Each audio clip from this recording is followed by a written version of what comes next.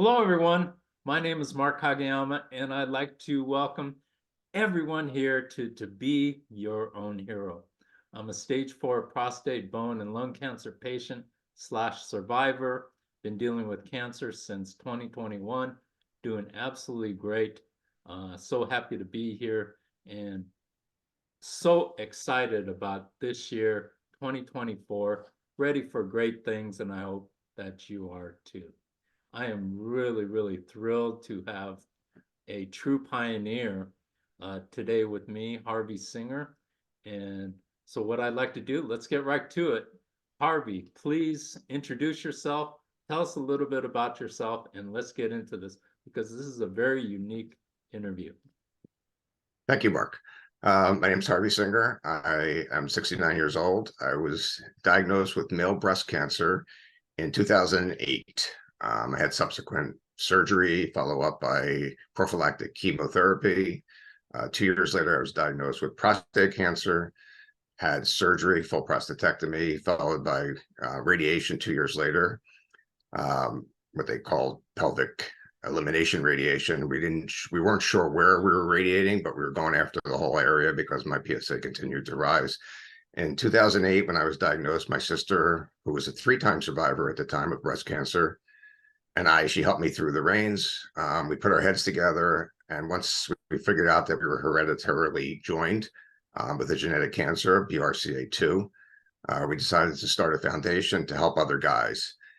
Being a male with breast cancer was a very unique situation. It was very difficult to navigate. Very much like, I like to relate it back to the 50s when women's breast cancer was very hush hush. Nobody talked about it. You kind of had surgery on the side and then you went on your way, used a false bra or something like that. Male breast cancer, nobody talks about. Female breast cancer support is everywhere. There's huge organizations. You have the entire month of October wearing pink where people join on, try and promote the idea of breast cancer and being able to screen for it. But for guys, it was a much more difficult situation. It just wasn't set up for us. So once I got through all the surgeries and treatments, we decided to start a foundation, His Breast Cancer Awareness, to help other guys kind of navigate the waters and learn how to deal with the stigma of being a guy with breast cancer, because people just don't think about it. I'm still working hard every day to keep my health in shape and to advocate with other guys around the globe who are diagnosed with male breast cancer or some form of hereditary genetic cancer. Oh, thanks for introducing yourself. And I had never, I had known of male breast cancer, but I had never met anybody until I met you who had it. So I think, and what I really like to do is hit as many areas of cancer that I can, along with the peripheral friends and family and caretakers and everything. I want to hit all aspects of it. So yeah, thank you very much for bringing your expertise, and you've got a great story, which we are going to get into. So tell us a little bit about what happened when you actually got diagnosed. What were your thoughts when that happened? Okay, so like I stated, my sister was a 3-time survivor at the time. She's now a 4-time survivor, actually. She had, after her third diagnosis, she had gone for genetic testing. Genetic testing in the mid 2000s, 2005, 2006 wasn't really out there yet, as like it is now. But she went through the process, got tested, found out she was carrying this BRCA2 mutation. She called me up. She warned me. She said, I'm carrying this. It probably came from mom, because my mom and my sister were diagnosed with her first breast cancer, their first breast cancer, 3 months apart. My mom was obviously older at the time. My sister was 37. So she said, I think I know I'm carrying it. It probably came from mom. There's a 50-50 chance that you're carrying it, that our other brother, Jeff, is carrying it. And I said, okay, well, I'm not going to get breast cancer. I'm a guy, right? She says, well, it also causes prostate cancer, melanoma, pancreatic cancer, and ovarian cancer, which I'm obviously not going to get. And I said, okay, whatever. And I kind of, I was busy supporting her and just helping her get through all the stuff she was going through. I didn't really think much about it. And then I kind of noticed there was a change in my left nipple. It was kind of starting to fold over. And I didn't think too much about it because I was a little out of shape at the time. And you get older, you get into your 50s, you get a little flabby. And then I was out with a bunch of guys, friends. We grew up in Philadelphia. We're spread all over the country. We meet once a year for a long weekend and kind of go back to trying to relive our youth a little bit and go to play some golf, go to a football game. And we were in Chicago that year. And a friend of mine that I hadn't seen in a year, big guy, came up and he gave me a big bear hug. And when he hugged me, I got this pain that shot directly from my left nipple, like into my ear. Like it was almost like a knife pierced me. And I jumped back, and of course the rest of the weekend I started like feeling around. And by the time I got home, I showed it to my wife. My wife said, "Oh, you're always looking for something, you know, because I'm a hypochondriac," or so she thought. So I went to my doctor, and in 2 seconds, my primary doctor went around my chest, and she goes, "I'm going to send you for a mammogram and an ultrasound," because she said she felt something too. Male breast cancer is very, very common. The common root of it is hereditary cancer, genetic cancer, but you can have it from environmental. There's a huge cluster around ground zero of male breast cancer, but it's not very common. There's only 2,600 cases in the US diagnosed per year. So when she said she was going to send me for a mammogram, I said, "Well, how are they going to do that?" And she goes, "They can do it just like a woman with small breasts. They do it on." Went for a mammogram, had an ultrasound. They told me it was calcified, which is not a good sign. By that point, I had put the two and two together from my sister warning me, the pain, the look of it, the radiology tech telling me that it was calcified. And they decided to send me for a needle biopsy that was a Friday. So the following Monday, I was scheduled for a needle biopsy. By that point, I knew what was up. Needle biopsies aren't fun, especially when you're a guy, because everything's much more sensitive because it's smaller. 2 days later, I got a call from the oncologist I guess it was a radiation oncologist that did the biopsy. And she said, "Mr. Singer?" I said, "Yeah." She says, "Sir, you have breast cancer." But I already knew that, but those words kind of still stuck in my mind. I've never forgotten those words. Matter of fact, I penned a book during some of my treatment, and the title of the book is "Sir, You Have Breast Cancer," just for that reason, because that never came to mind. So at that point, I just decided to attack it. Fortunately, I had my sister who had been through so much that could guide me through it, because the system just was not set up for guys. When you go for a mammogram, they shuttle you in and out. They hide you because, God forbid, you see some other woman's breasts while they're doing it. You know, "Here, stay in this room until the coast is clear, and then we'll rush you in." You know, they give you pink gowns to wear because, or white gowns with pink ribbons, and you just don't belong. I mean, many times I would be there and somebody would be in the waiting room and she goes, "Oh, are you here for your wife?" I'm like, "No, I'm here for me." And they go, "Oh," like, it's not normal for a guy to go get mammograms. And part of the problem, a big part of the problem, is we've made these tremendous strides with female breast cancer. The campaigns are out there. Get your mammograms. There was a CNN anchor this week that came out, and she's talking about she was diagnosed stage 3 because she was too busy to get her mammogram. Guys, we don't get screened, and guys actually medically are ignorant. As a group, we try and blame everything on something else. And guys with breast cancer, and I've heard this over and over and over in the last 12 years I've been doing this. I thought I pulled the muscle. I thought the pain was something else. I ignored the visual of it, as I did. And you just go, well, we have to make it more clear to these guys. So my sister and I spent the last 10 years just trying to promote male breast cancer, not to promote it so people think they have it, but promote it to make them aware of it, so that if they get something, they check it. If you know your family history, there's a chance that you can get male breast cancer. Like, that's how I did it. Look, my mom carries it, I carry it, my sister carries it, and actually my brother actually carries the mutation as well, even though it was only 50-50, we all got it. But there was only a 6.5% chance I was going to get breast cancer from it. I like to defy odds. I don't like to defy them that way, but I like to defy odds. And I got it. And there was like over a 70% chance that carrying this mutation was going to give me prostate cancer, and early onset prostate cancer, which is, before you're 60. And I got that too. So the more you know, the more you can screen, the more you can check. It's a difficult thing to want to know. I know I have two boys. They're both in their late 30s. Actually, one's 40 now. Um, it was difficult to get them first to watch me go through it, have them watch me go through it, but two, to get them to understand that there was a 50-50 chance they could carry this mutation. So everybody handles it differently. My younger son couldn't get checked fast enough and get tested fast enough. My older son kept pushing back, pushing back, pushing back, like most guys do. Honestly, they don't want to know something that could be wrong with them. So we're just trying to educate guys out there that this can happen to you. And unfortunately, the mortality rate is much higher than in female breast cancer because we don't get screened, because we ignore symptoms. So we end up being staged later at diagnosis. But also too, you're fighting a tremendous stigma about it.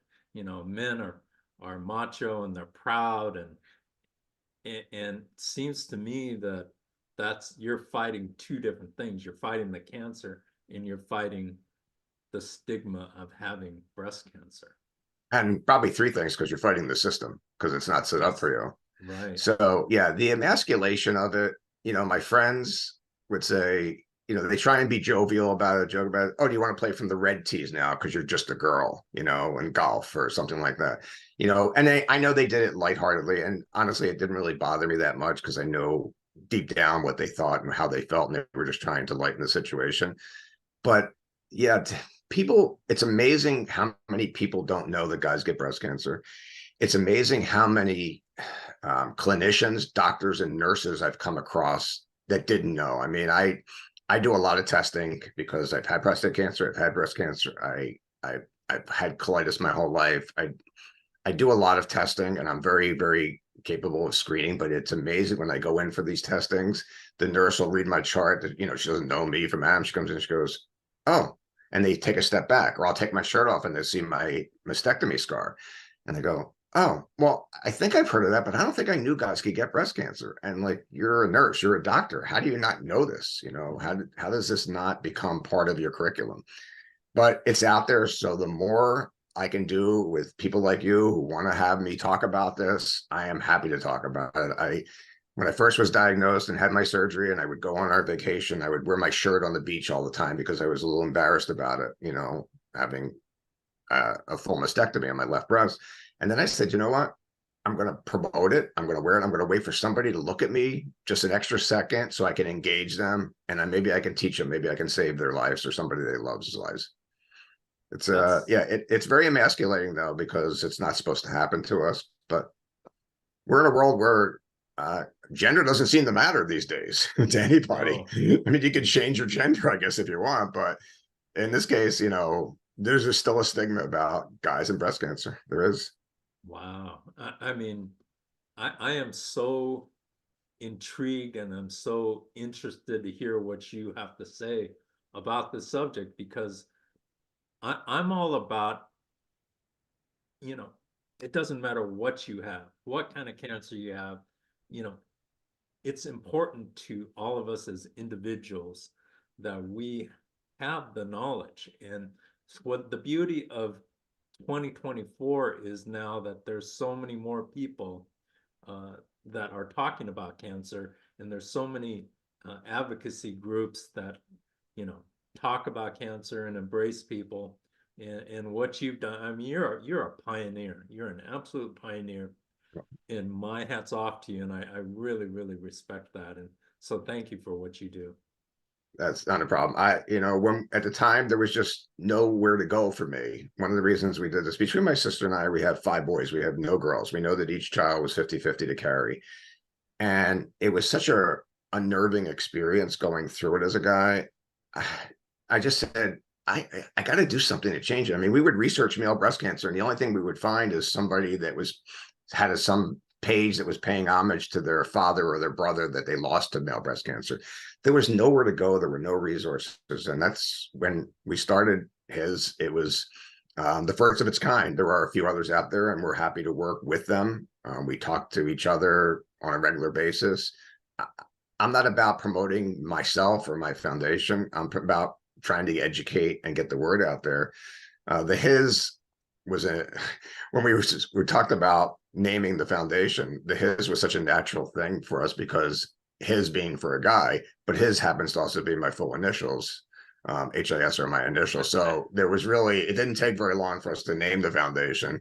And the pink and blue is to incorporate, you know, the pink for women because the pink washing of October, because everybody associates pink with female breast cancer, but the blue to just let everybody know that guys get this too. So yeah, it's funny because I, as a salesman and a guy thriving and trying to build my career and in business, I've been in my own business for 22 years. It was always about work. It was always about my kids, getting them, you know, keeping them busy, getting them through school, getting them educated and giving them some sports background and making money so I could, you know, do something. I never thought about being benevolent and philanthropic that way with my time or my money. But, you know, a cancer diagnosis changes the way you view things. And for me, it just became, okay, this is what I'm going to do. This is where I'm going to spend whatever time I have left. I'm going to spend it. Yes, I'm going to take care of myself and my family, but I'm going to try and educate as many people as I can along the way. That's what we've done. If you wouldn't mind, why don't you give a plug for your foundation? I love the shirt. You know, yeah, talk a little bit about that, please. Okay, so it is His Breast Cancer Awareness. You can find us at hisbreastcancer.org. We have a tremendous website that's interactive with a lot of other foundations and partners, whether they're research partners or physician partners or other advocacy groups. We're happy to intertwine with any of them. It's now, what are we now? We're 13 years old. We were the first of our type. I don't know if we're the biggest anymore because it's basically a full nonprofit C3 foundation. It's my sister and I and some of our family and some of our friends and a couple of paid employees on the marketing side, but we don't take a dime personally out of it. Everything we get, we goes back in. We've helped fund pictures, documentary called Pink and Blue, Colors of Hereditary Cancer. A gentleman came to us in 2012 and said, you know, we're trying to put this film together. He was a film director in California and wanted to do it. We helped them financially. We helped them in the film. It's a great film, actually. You can still find it on any Apple or Google or any way you can rent a picture. I think it's $5. It's called Pink and Blue Colors of Hereditary Cancer. I've written a book about my journey through this with a little bit more background on my life, which some people didn't like that part of it, but I kind of let it all hang out. I do have a journalism background, so I can write a little bit. But when I was going through treatment, I decided to keep myself busy. What is the name of the book? The book is called Sir, You Have Breast Cancer. And the title came from the fact that those were the first words I heard when they finally had a positive diagnosis, or in my case, a negative diagnosis, but a positive diagnosis of my cancer. And the doctor called me and said, "Sir, Mr. Singer, sir, you have breast cancer." So that kind of stuck in my head. But I went back and looked at my life and have some frivolity. I didn't want to write a book that was, you know, morbid and I had this surgery and I had that treatment, and people don't want to read that stuff. I don't think I've read enough of them to know. So I wrote a book that took me back through my youth. I spent my high school and college years in the 70s. It was kind of fun. So I brought people in on some of the fun that we had. But it gave me an outlet when I was a lot of sleepless nights going through treatment. That I gave something for me to do. I would just get up. I couldn't sleep. I'd just go in my office and just start writing. It's funny because I put the book down. I didn't finish it. And then after I was diagnosed with prostate cancer, that's when I started to spin a little bit. Now it was coming at me double barrel. And I saw a psychologist to help me. And, you know, I had told her I had written the book and she said, well, you know, bring me an excerpt for the next session. I brought her an excerpt and she came back to me the following week and said, you got to go back and finish it. There's too much information there not to share it. So I went back, and even though I was back to work and I was back to more of a normal life, I went back and finished the book. So it's available on Amazon. It's a quick read. It's easy. I've been toying with the follow-up to it, to the sequel. I know a lot more now than I did when I first penned that book. But I'm still working full time, and I'll probably get to it. I'm going to retire in the next couple of years, so I'll get to it and finish it. But yeah, it's been an interesting journey. We've met a lot of interesting people. My sister and I have done appearances on Good Morning America. We've done appearances on local TV in LA and Chicago and Philadelphia. Anybody that wants to reach out, that wants me, I make myself available, not for my own promotion, self-promotion, but to see if I can help somebody actually save a life. And that's really our goal, is to help guys get through this or maybe make them aware they can get this and they're likely to die from it if they don't do anything about it. I love that. Absolutely love that. And thank you for doing what you do and having the fortitude and the kindness in your heart to do it as well. Talk about your experience on Good Morning America. How did that come about and what happened with that and when was it? Okay, so it was a year ago, so it was October of 2022. Um, one of the producers found our website, found us, gave us a quick call, then we did another interview with them. So October is always known as Breast Cancer Awareness Month. And I think now we're up to 33 states now recognize the third week of October as a Male Breast Cancer Awareness Week within the month.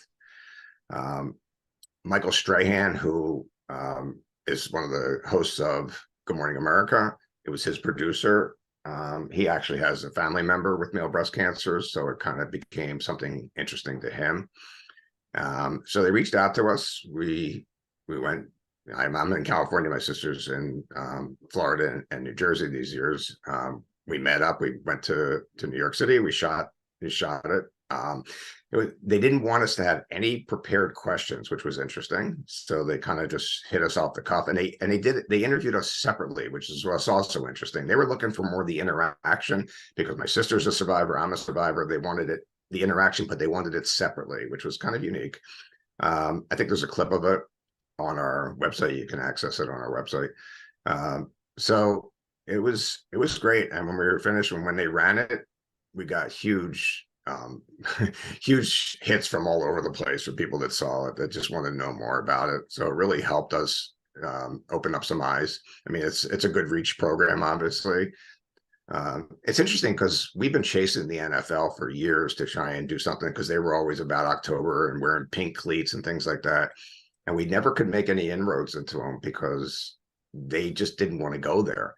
And there's an audience that was at that time, predominantly probably 80% male, the NFL audience, but they wouldn't go there with us. They would still promote the pink. They wouldn't just let us add the blue to it.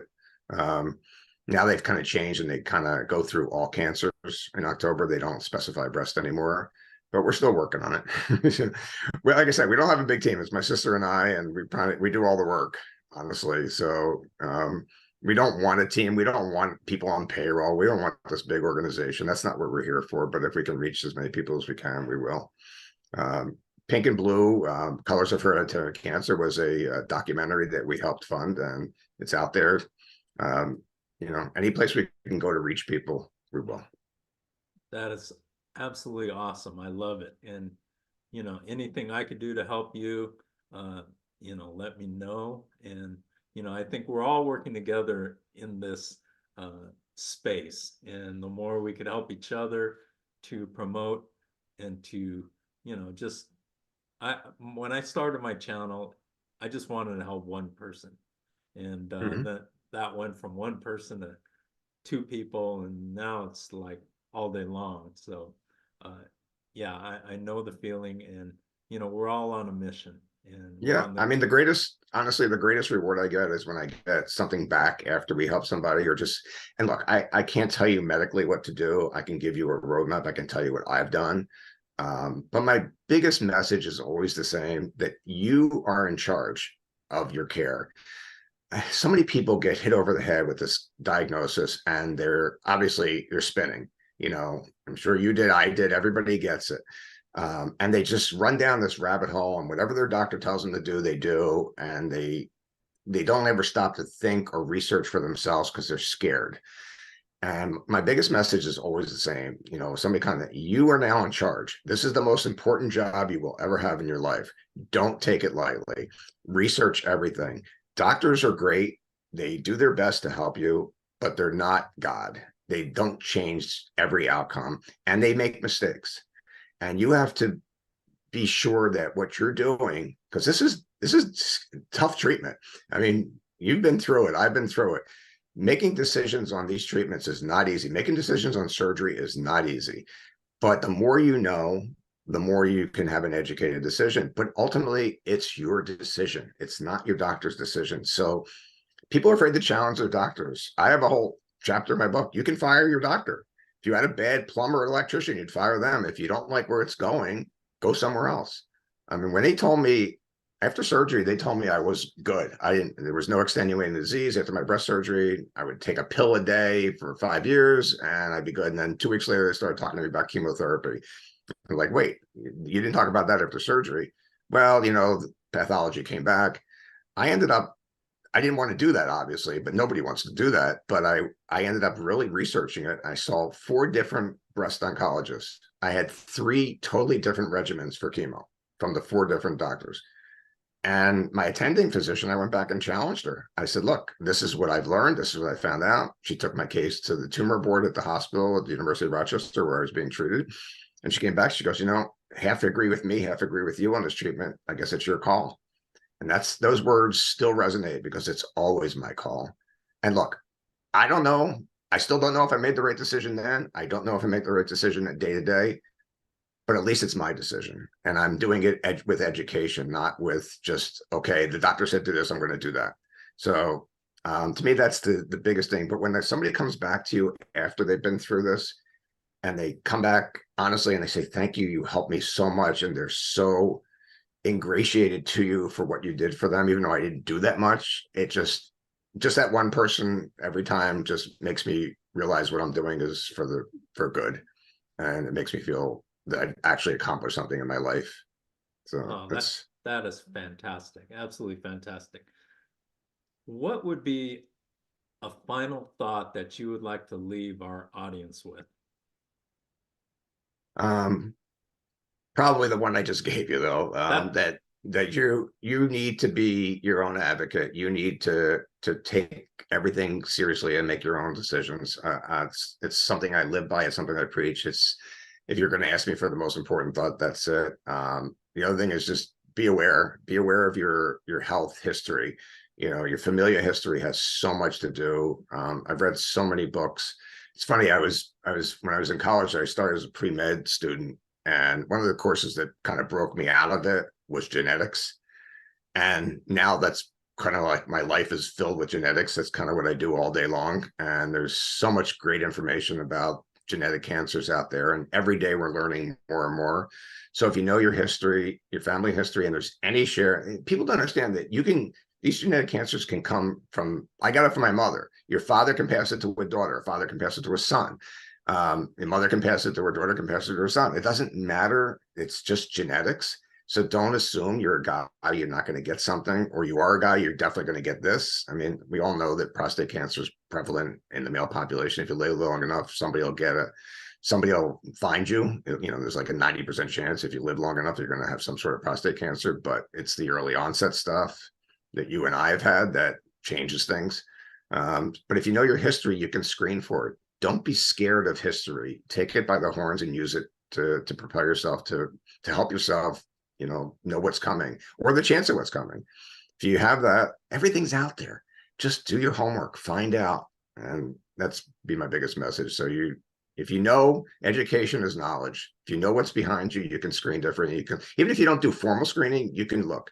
On my website, we teach you how to do a breast screening, how to do a self breast exam, just how to go around it. We have step-by-step directions on my website to teach you how to do that.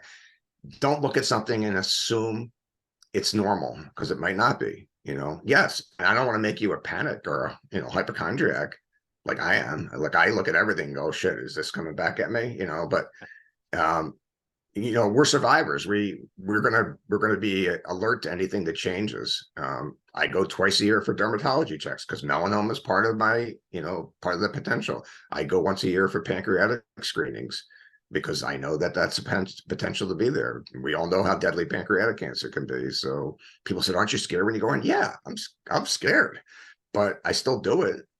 Tests are every time I have a blood draw. I'm sure you know the same thing with PSA blood draw. You kind of cringe until you see that result. But knowledge is power. Power helps you survive. Beautiful. So I have one last question for you. Sure. How would Harvey Singer help make the world a better place in 2024? I don't think I have that. I don't think I have that power. Um, um, I'm guess we want me to stay on the health here, not the political side of this. So um, that's a tough question. I mean, I would just, a cab driver told me once in New York City, years and years and years ago, a guy that I never thought said something. I don't know how I talked to him, and he said, when you know your body, something changed. That's when you should be alerted. And I've kind of kept that in the back of my mind for all these years. Know your body, know your risks, but live your life fully. I mean, I just don't look. I go out there. I go to the gym. 3-4 times a week. I play golf. I do all the stuff, but I still work full time. But I take care of my foundation, but just live your life. Just don't, you don't want to live it being, somebody once told me, a friend of mine who got cancer said, I got cancer. I had my surgery. I don't care. I'm not doing any testing. I just want to live my life and go on and on and on and not worry about it. Okay. I wish I could do that. I'm not set up to that. I don't advise people do that. If you've been there. And another thing I hate is when people say, well, I'm cured. My cancer's cured. You're a patient. Once you're a cancer patient, you're always a cancer patient. You're never Yes. 100% cured. Yes. That's such a misnomer to me. I just don't get it. But people say, and I read it every day, oh, I'm cancer free. You're never free. Right. You're free till the next, we call it NED, no evidence of disease, till the next test, the next screening. And it's unfortunate, but that's the way it is. So if you can just put it in the back of your mind and forget about it, good for you, I guess. But for me, you're never free. You're free till the next test. So if you want to think that way, you can think that way. It's not the way I would think. So that would be my biggest advice for 2024 is know what's in front of you. Think about, have forethought in 2024, understand your risks and live your life to the fullest, but understand what's behind you as well. Awesome. Awesome. Harvey Singer, thank you so much for your time and for sharing your knowledge. And I will put your information, how people could reach you, in the description section of the video. I'll probably also put it in the comment section as well. And if anybody has any questions, you can either reach out to Harvey or reach out to me, and I will connect you to Harvey. But thank you so much. I really appreciate your knowledge. I've learned so much, and I really, really appreciate your time. No And problem, Mark. Thank you so much for doing this. And like I said, if you want to get a hold of us, hisbreastcancer.org, you can always find us. There's a communication there tab. If you write to me directly, I will answer you. beautiful, beautiful. Thank you so much, and thank you everyone for joining us here at To Be Your Own Hero. Have a fantastic week, and let's make 2024 outstanding. Take care, and we will see you soon. Thank you, Mark.